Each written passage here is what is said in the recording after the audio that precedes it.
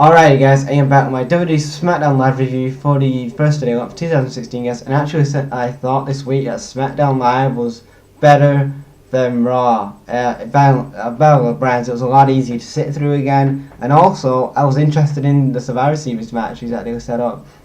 So Ellsworth comes out and he says he wants to apologise to Ambrose about last week and how he overreacted. And then Ambrose comes out and he goes like, "Hey, it's such an apology, whatever." And he says he doesn't want to interfere in any more matches. And then AJ comes out and AJ's like, "You know what? It's all me who's made James Ellsworth this big star on the internet and everywhere around the world. It's not Dean Ambrose. So you should be thanking Dean Ambrose. You should be thanking me." And he was like, AJ was like, I was gonna go easy on you. I was gonna pin you and make it painless. And then, Ambrose is like, and AJ is like, "You should be thanking it also me, not Ambrose." And then after that, AJ throws Ellsworth out the ring, and then AJ attacks Ambrose with the phenomenal forearm, and that was actually an alright segment. But in my opinion, like I said at the weekend, I don't like James Ellsworth's character. The guy cannot wrestle and he's not good on the mic. Just my opinion. I know I got a lot of heat from that, but you know what?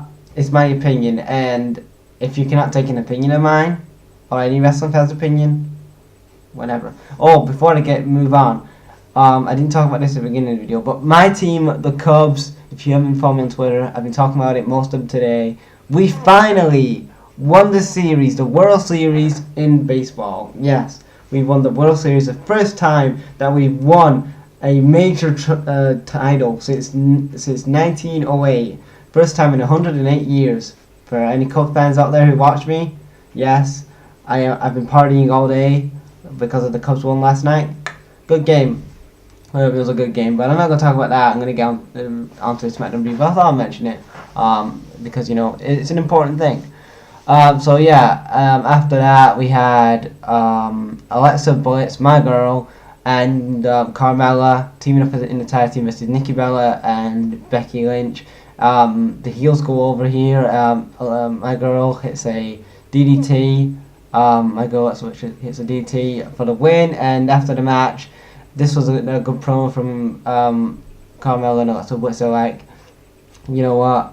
All the SmackDown chicks cannot hang with us. Like, we're the best SmackDown women wrestlers out there, and we're gonna take down people, you know, like Bayley and Charlotte and all others like that." This is a real good promo.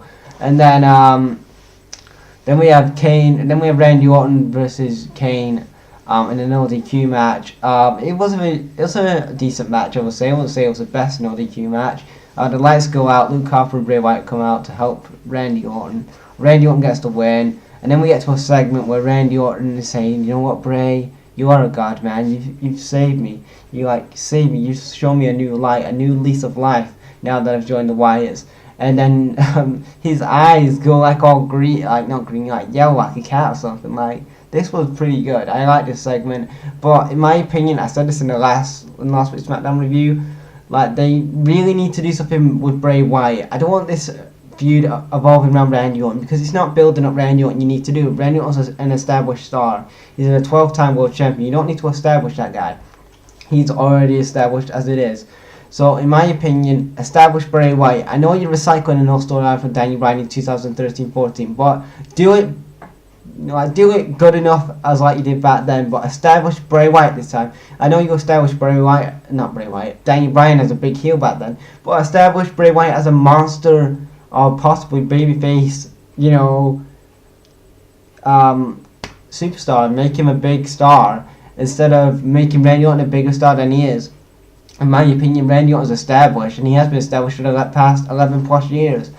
In my opinion, it's time to make new stars, and Bray Wyatt is a new star. And please, all the hurt that you've done to this guy and all the damage you've done to this guy's character, at least let Bray Wyatt come on top of it. Let Bray Wyatt be on top of this feud, because Bray Wyatt needs to win this feud, in my opinion.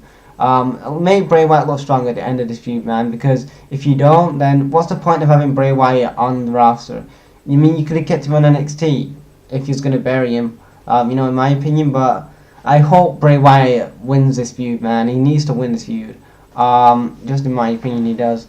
Because if you're gonna actually make Bray Wyatt an incredible heel again or a credible babyface, then you gotta make him win this feud and make him realistically that he's gonna win the world title one day. And in my opinion, he's not right. He's not there just yet because of he hasn't had that big win at a WrestleMania yet or a SummerSlam. So you know what I mean. And then we had a weird segment where we had basically Natalia, Shane, and Daniel Bryan backstage, and basically Natalia's like, can I still have a spot on Team Smackdown? And Daniel's like, no. And then Shane's like, oh wait a minute, Daniel, I've got a better idea. As you get on with like Nikki Bella and all the others Untold Divas, maybe you should be like their coach. And I was like,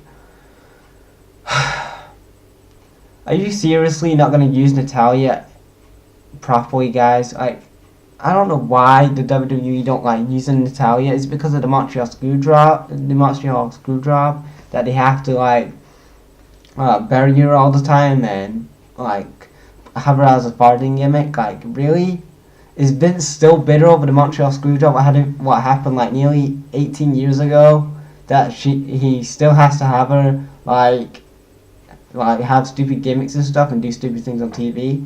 Like, really, Vince? If that's the case, then that's just being stupid. Like, I thought that was between you and Brett. Don't bring the Hart family down on this. You know what I mean?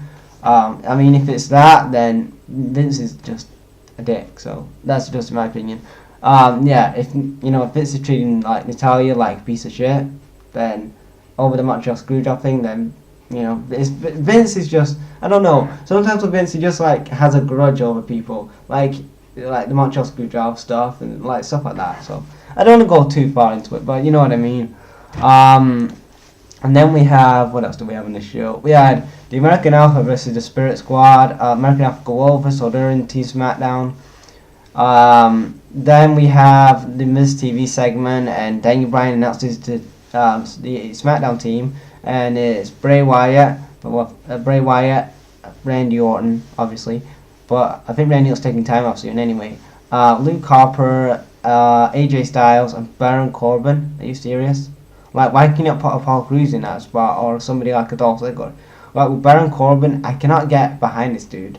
Doesn't matter how many times that you promote him and you hype this guy up. I don't know if it's his character or if it's his, I don't know what it is. He just doesn't do anything for me as a character or as a wrestler. Like, his character and his like personality is not there with this dude. He has no personality. And then we get to a backstage segment where basically this stupid announcer who WWE hired asked Ambrose, what's your thoughts on James Ellis? Now, when I saw this, I'm like, what the hell is this girl saying, James Ellis? And then the other girl who was like she was like a backstage interviewer last week. She like botched a word last week as well. And I was like, where the hell are the WWE finding these girls? Like, why are they botching on live television? I mean, obviously they're clearly not wrestling fans. They haven't no idea of the wrestling business. They don't know how the business works. They don't know about the products. They don't know about the storylines and stuff like that. They're just there because of their look. That's all it is. It's just because of their look and what they've done. So apparently, these announcers, these backstage interviewers from last week and this week, apparently they're cheerleaders on the NFL or whatever from Miami Dolphins or something like that. I don't know. But I googled these two girls, and that's all they are. They're cheerleaders, and Vince was like, hey, just hide these girls, and you know what? They've got the look of what they're looking for in a backstage interviewer. So you know what? Just have them out there and talking and stuff like that. That's what I think Vince is thinking. And in my opinion, they're like, when they got the job, they're probably like, hey, we like wrestling, so like hire us. You know what I mean? Like, what the fuck's all that about? But anyway, I'm not going to talk about those announcers because they're nobodies. Anyway, on to the main event. So we have AJ Styles versus Dean Ambrose. If Dean Ambrose lost, he will not get another shot at AJ Styles. This was a pretty good match. It's nothing like spectacular, but it was a pretty good match. Ellsworth tries to win his beer. The security try to chase him out the ring. There's one part of the match at the end of the match where Ellsworth tries to run in the ring, and then the security like behind him, but Ellsworth's walking. And can he not just run and get Ellsworth? That was like no logic behind that. And then after that, you had AJ get pissed off at Ellsworth. He pushed him over the announcer's table. And then you had Ambrose hit the dirty deeds on AJ. And then after the match, Ambrose thanks Ellsworth, and that was the end of the show. Like, I don't know. Again, James Ellsworth is the focal point of Friday Night SmackDown, everybody. I don't know, man. Like, James Ellsworth. Well, how the hell has this guy got into a main event feud with AJ Styles and Dean Ambrose? I bet Kevin Dunn's like, oh my god, this is such a great storyline. We got James Ellsworth. He's so over with the internet. This is going to get so much good pay-per-view buys. And I'm like, whatever. I don't care. It's James Ellsworth. He's just a normal dude. Why the hell are people so excited over James Ellsworth? He's a normal dude who just likes professional wrestling. And has been in the business 14, 15 years. I don't know. And people getting, like, marking out of James Ellsworth. Like, what has this wrestling, what has the YWC come to, and IWC come to these days when we're chanting over a fucking jobber? Come on, guys. It's James Ellsworth. He's just a regular human being. He's just one of us who basically love the wrestling business but are actually wrestling and just basically being a fan. That's all he is. Brag out, guys.